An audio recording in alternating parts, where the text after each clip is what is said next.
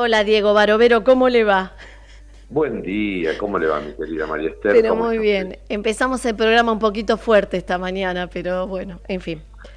Así son los programas, cuando Sí. el vivo no tiene arreglo, lo que va No, grabado no, lo se que pasa es puede que editar. cuando un invitado trata de decirte las cosas y uno le da la otra visión y encima me tildan de que porque le dio la otra visión estoy a favor de uno o de otro y ya me empieza a calentar el ambiente, ¿vio? ¿Qué voy a hacer? Bueno, ¿Qué voy a no, hacer? no hay que enojarse, no hay que No, el que se enojarse, al enoja pierde, contrario, decía el general. exactamente. Bueno, Dieguito, te escuchamos en tu columna. No, bueno, me parece que también tiene que ver, de alguna manera, porque culturalmente estas cuestiones que vienen de viejas antinomias y enfrentamientos y visiones de colisión entre bandos inconciliables, tiene una larga historia en la Argentina, es una cosa que en la cultura política ha sido muy habitual. Y justamente se acaban de conmemorar uno de esos aniversarios redondos, que en realidad sirven para reflexionar en torno a los números redondos. Son 70 años que se produjo la Revolución Libertadora. ¿Qué fue la Revolución Libertadora? La Revolución Libertadora fue básicamente una rebelión militar y civil, un golpe de Estado que finalmente triunfó desde distintos puntos del país, pero centralmente desde la provincia de Córdoba, y algo desde la base naval de la Armada en Bahía Blanca, que se sublevó contra el segundo gobierno del presidente Perón. Ya había habido anteriormente, en el año 1951 y en el junio de 1955, ya había tenido algunos conatos militares que amenazaron con derrocarlo, pero fueron rápidamente sofocados, con costos siempre elevados en materia de vidas humanas. Lo que tuvo la Revolución Libertadora, que estalla el 16 de septiembre de 1955, y finalmente triunfa, y los jefes militares revolucionarios, golpistas, general Eduardo Lonardi y el almirante, vicealmirante San Francisco Rojas, asumen como presidente y vicepresidente de la nación el 23 de septiembre de 1955, es decir, 70 años redondos. ¿Qué deja el saldo de ese aniversario, de esta efeméride?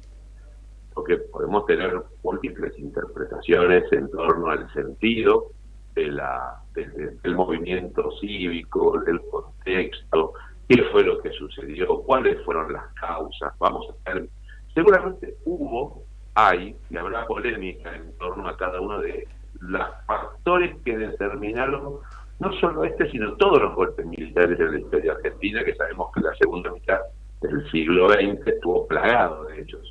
Bueno, justamente se están acercando, empieza dentro de unos días, empieza el mes de octubre, y justamente nos acercamos a otro aniversario redondo, del que ya nos vamos a ocupar oportunamente, el 17 de octubre de 1945, es decir, casi hace 80 años, surgió a la vida política argentina el peronismo, el segundo gran movimiento de masas popular de la historia argentina.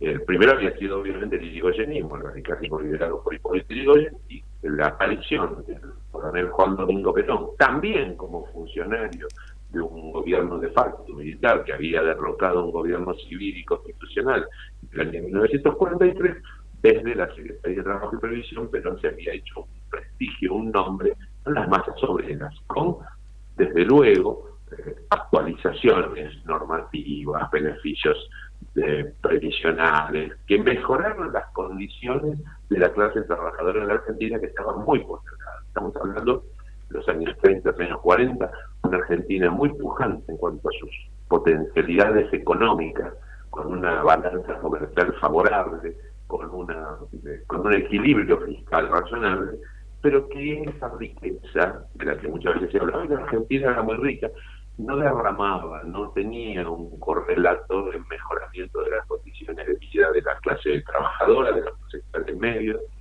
pero no tuvo esa visión inteligente, por otra parte, pícara, porque él construyó un liderazgo político sobre la base de satisfacer situaciones por necesidades, por falta de actualización, por falta de visión política del liderazgo político del momento, que pensaron que iban a ser líderes para siempre, iban a gobernar para siempre. Todo se termina, María Esther, Sí, lamentablemente, claro. hasta la vida, la Sí, finitud sí. es la única certeza que tenemos.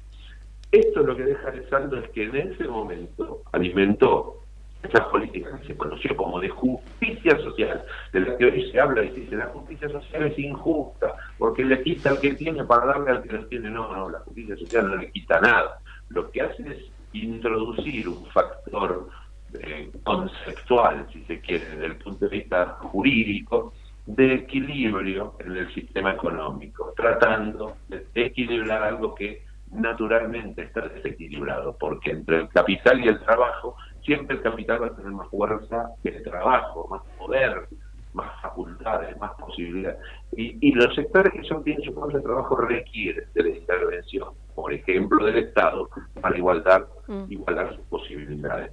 Esa situación, que fue una realidad incontrastable de la historia argentina y que lo trajo a la palestra, al plano nacional, la aparición del peronismo, eso generó reacciones de sectores que se sentían desapoderados, sectores del privilegio, históricamente privilegiados, pero al mismo tiempo que tenían la capacidad política y operativa para decidir lo que se hacía en el país.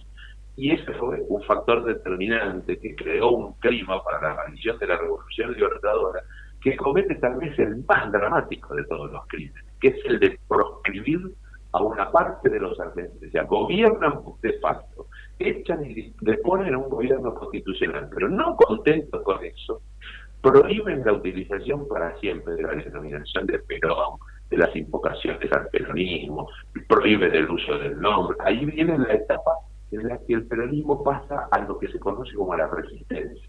Lo que dio una mística, porque el peronismo estaba proscripto como partido político, y recién se va a solucionar a comienzos de los años 70, en otro gobierno de facto, en 1972, bajo la presidencia de Alejandro Agustín Lanusse, que abre la posibilidad electoral con su ministro de Interior, Arturo Monroy, para que vuelva a participar del peronismo, que ya se llamaba justicialismo. Claro. Mirá los años que transcurrieron entre una cosa y otra, ¿cuáles son los resultados? ¿Cuál es el saldo? Los años de enfrentamiento, los años de dicotomías y de antinomias tremendas, irreconciliables, dejaron una herencia que fue muy profunda en la sociedad, heridas y laceraciones en el cuerpo social de la República, que costó mucho suplantar. Y hoy estamos viviendo también un coletazo de eso. No estamos, pero ahí está presente la cultura política peronista.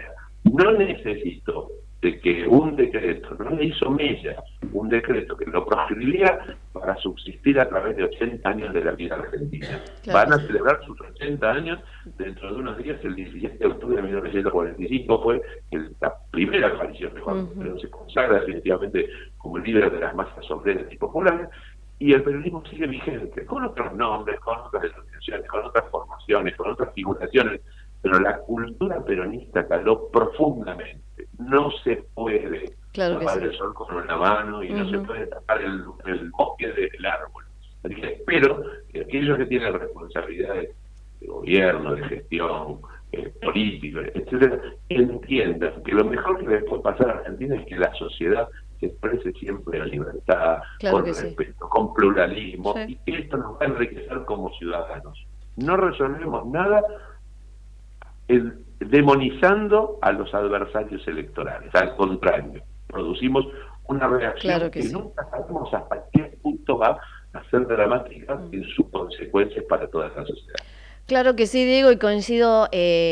Hay que poder opinar distinto, dejarle la libertad al otro, jamás proscribir, ojalá eso nunca pase más en nuestro país con nadie. Gracias por esta columna, gracias por esta rememoración de uno de los partidos más antiguos que tenemos en la República Argentina. Te mando un abrazo enorme, buen fin de semana. Igualmente, María Esther, un abrazo enorme para vos y toda la audiencia. Abrazote.